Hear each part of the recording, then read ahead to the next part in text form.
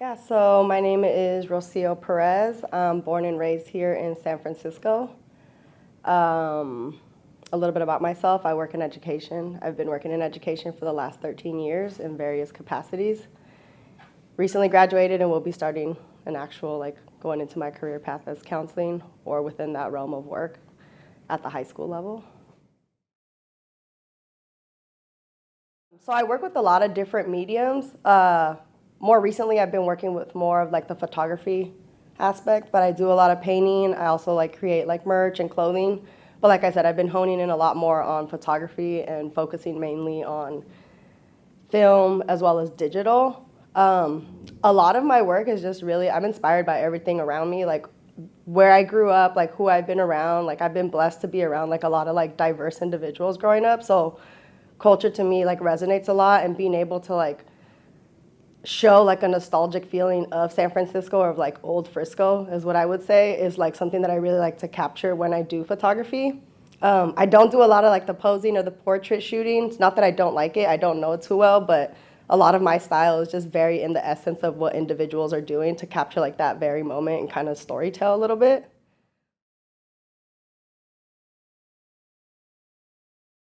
For me personally, my housing story, I feel like it's always been a little bit um, I feel like it's always been a little bit different in comparison to whether it's people I grew up with or my family. I've been fortunate enough to not have this challenging struggle with housing, and it comes from my mom's background and the work she put in and being able to work and be successful. But I have seen a lot of shifts with housing within friends, within my immediate family. I've seen a lot of displacement within close people in my family.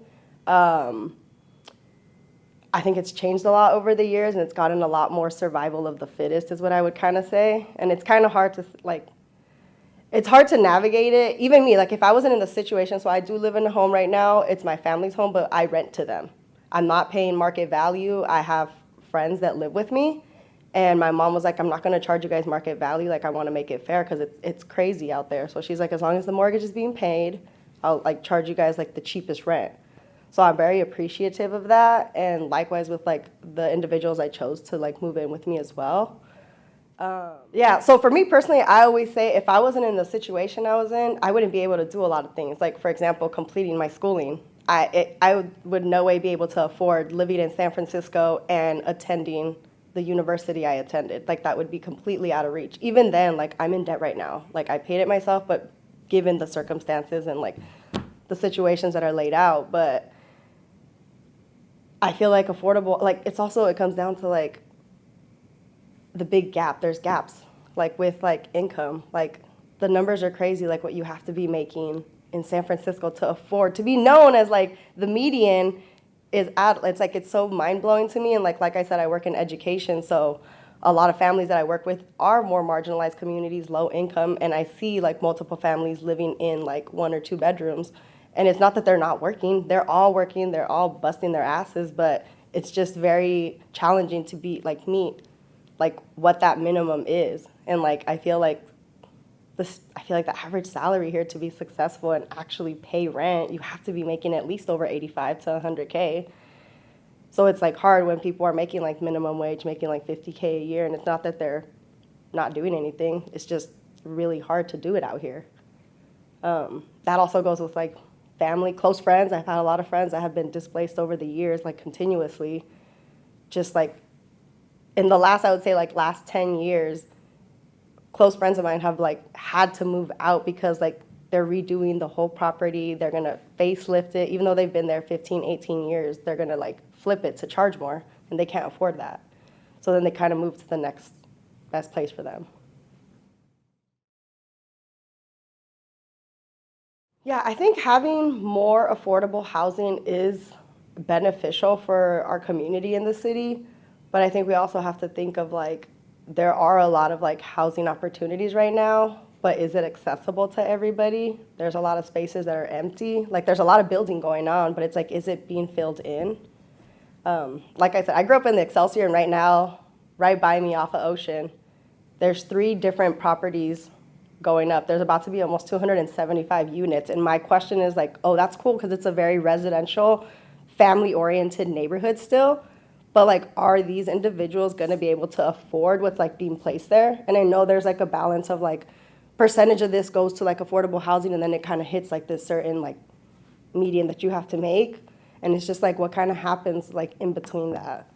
So I think that's what kind of like kind of not concerns me, but it does concern me in a way where it's just like, yes, it's being placed there, but can the people that live there afford what's being placed there? I think that's like what I think about. But I think affordable housing in general would be beneficial as long as like people have access to it. I would have to say like the most vulnerable is always like the most marginalized communities. And it tends to be like more Black and brown folks or people of color, newcomers coming from different countries. Um, I always revert back to education because I see it in my everyday work.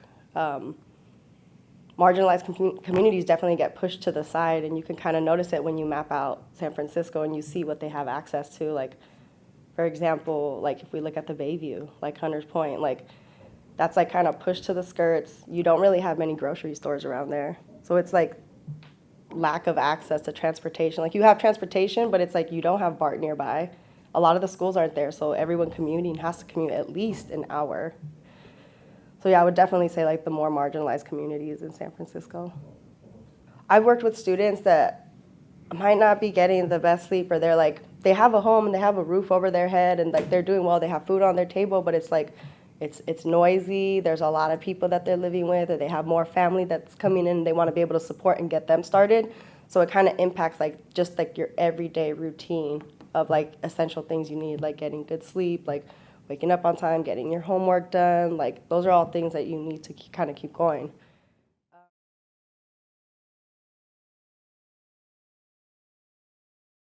Instantly, I would think like the mission has a lot of access to things, but when you really dive deep into it, it still has its barriers too. Like it lacks a lot of things as much as it's like a hub of like where people want to live, and it has access to lots of transportation. And I think in general, SF has really good options for public transportation.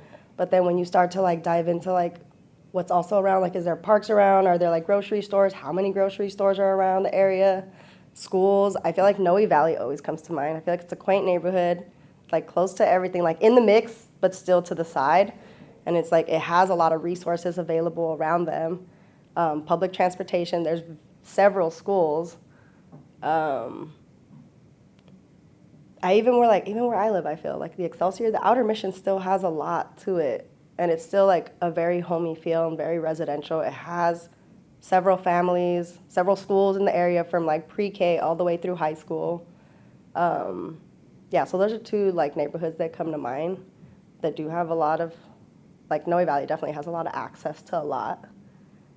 Because there is a lot of change, just how you said, like from the Fillmore, just Potrero Hill, like you literally cross the street and it's like you have $2 million homes.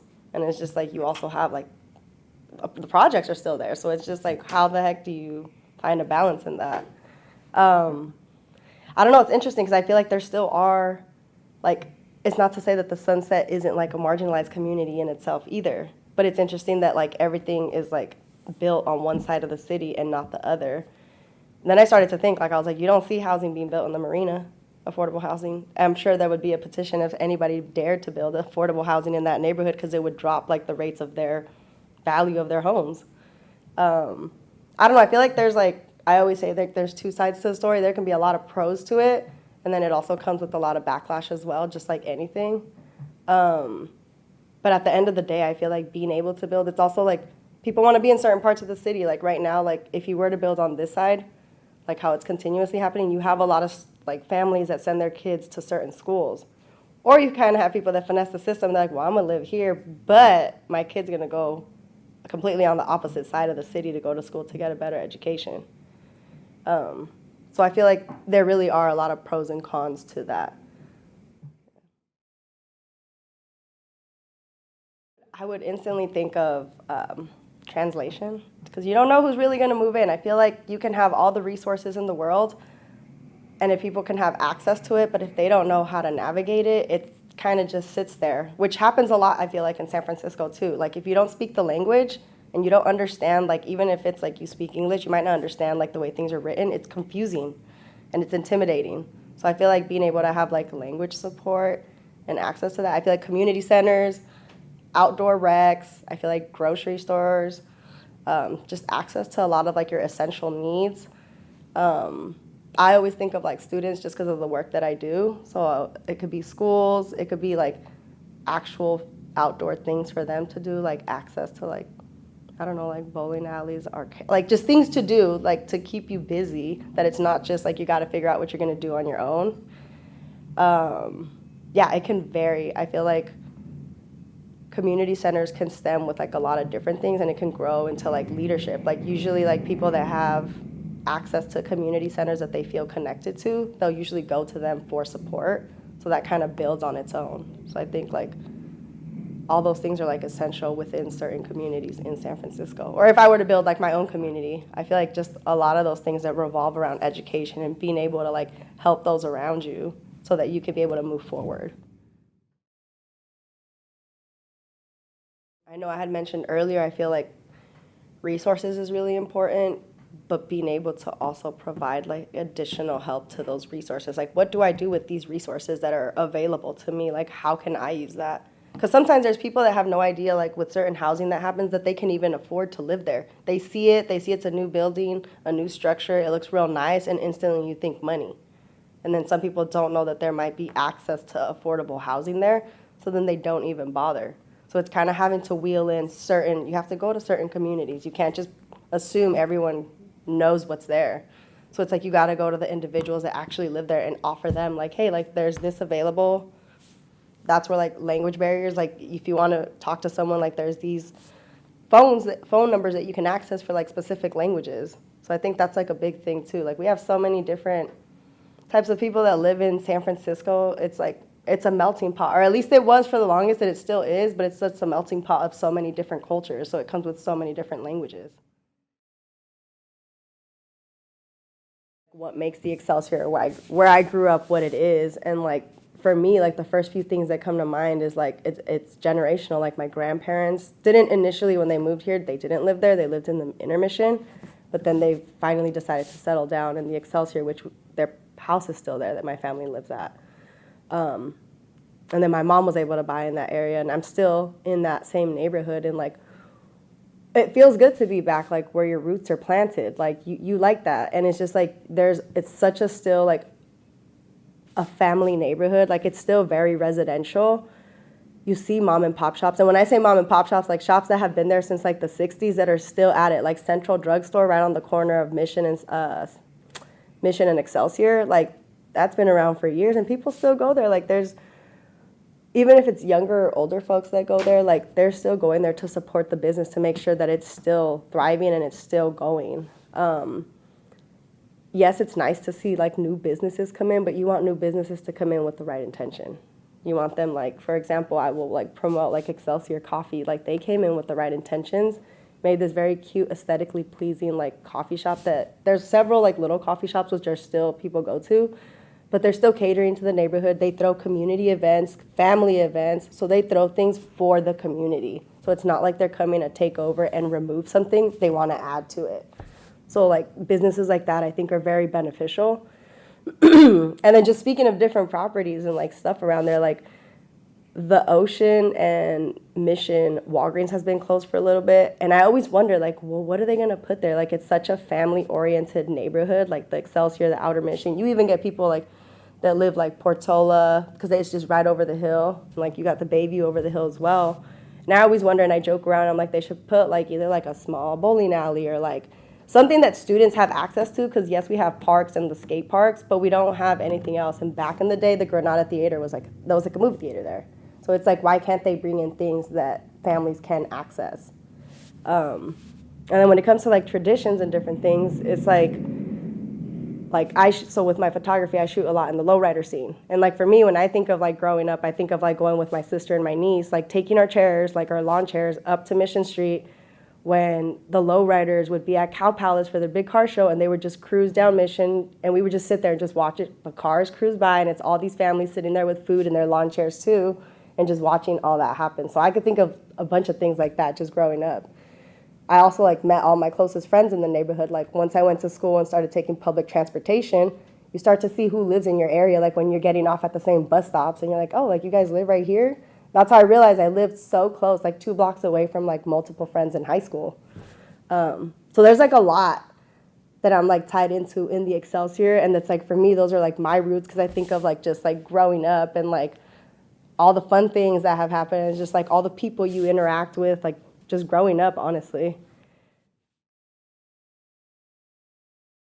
Oof, I feel like there's so many different things that make the city like what it is. Like we recently, like just starting summer, like Carnival. I mean, that's been around like for years. Like I want to say it was like the 45th year this year. Like that's something that like it's also generational. Like you have my friends dancing it, now their kids are dancing in it, their parents dancing in it, grandparents. Like it's just like this thing where it just continues to keep on giving, and it's like I feel like that is like a traditional event that's like healing. Like it comes with music, it comes with dancing, it comes with the merging of not just like the Latino community. It's like all communities. Like the dancers that are in it come from like everywhere. It's not just like one specific area. Yeah, I can like think of so many different things, even with like community events. I think just like pushing to throw, as like an artist and someone who curates events as well and like immerses themselves in the like creative community, there's so many people still pushing right now that like want the arts to still like be what holds us together. But it can get challenging too, and like there's gatekeeping, like when it comes to like hosting events and like what it costs to throw an event or like to rent a space. That gets a little, it's disheartening when you want to do something for a good reason, but then you realize like, oh, well, they're asking me for $1,500 to have this space. And it's just like, what kind of artist can do that? You know, I'm sure you can get people to support, but it takes a village to really get something going. And there's still people that make it happen. But yeah, I feel like a lot of different things make the city what it is. Like I mentioned earlier, like there's like this gap that I hope that can eventually get filled in, so that everyone does have the access and can afford to live in certain spaces, or just to have a space to live in that they call home, without feeling so like there's so many barriers around them. Because I feel like barriers are like the biggest thing with anything. It doesn't matter what it is, whether it's housing, schooling, getting an education on something. It doesn't matter, like work, barriers are like everywhere. But I hope like down the line we're able to create a space where like families do have the access to like live somewhere and be able to raise their kids somewhere, or their parents take care of their parents and make sure that they're not taken out of like their own homes, because that's also very like disheartening to see like happen continuously. Like as you mentioned, like you've been here for generations and your family has, like it would be disheartening if you found out like they were going to do something and build, and all of a sudden like what you called home is no longer home. So I think just being able to have like the right resources to support people and genuinely support them, and like actually make sure that it's like following through and being able to help them.